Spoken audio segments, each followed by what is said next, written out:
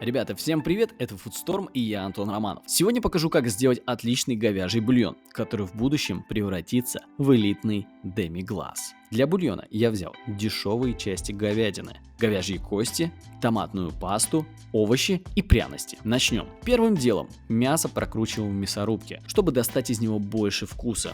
Позже объясню, как это работает. А вот и пряности. Морковь, лук, чеснок, смесь перцев, лавровый лист. Беру емкость и обмазываю кости томатной пастой.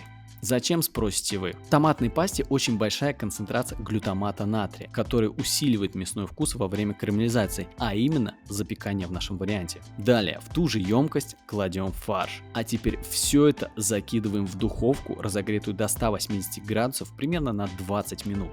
Как раз в этот момент происходит карамелизация белка, или по-другому реакция Майера. Именно из-за этой реакции мясо становится вкуснее, а запахи приятнее. А благодаря тому, что мы запекаем фарш, а не цельный кусок, вкуса будет еще больше. Но вернемся к делу. Надо все запечь равномерно, поэтому иногда перемешиваем фарш и переворачиваем кости, чтобы они обжарились со всех сторон.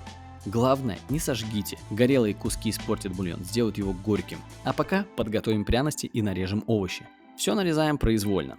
Подготавливаем кастрюлю с водой. Обязательно используйте только питьевую воду, так как она тоже влияет на вкус. Запеченные кости и мясо кидаем в воду. Туда же добавляем овощи и пряности. А теперь важный момент. Горячую воду заливаем в емкость, где запекали мясо, и соскребаем все остатки. Это очень много вкуса. Переливаем. Доводим до кипения, опускаем температуру до 90 градусов и оставляем вариться так на 8 часов.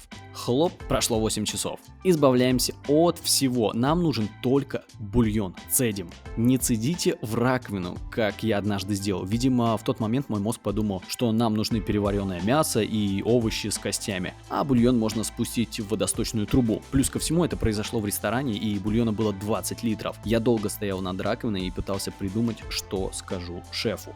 Вернемся к рецепту. Теперь убираем все это в холод на пару часов. Сейчас зима, и я убрал просто на балкон. Весь жир застыл на поверхности, и мы просто снимаем его шумовкой. Могут остаться маленькие капли жира. Не критично, но есть способ от них избавиться. Берем бумажное полотенце, кладем на жидкость и снимаем. Вот и все. Ребята, в следующей серии мы из этого бульона приготовим шикарный деми-глас. Не пропустите. А пока ставьте лайки и занимайтесь едой. Это был Foodstorm и я Антон Романов. Пока!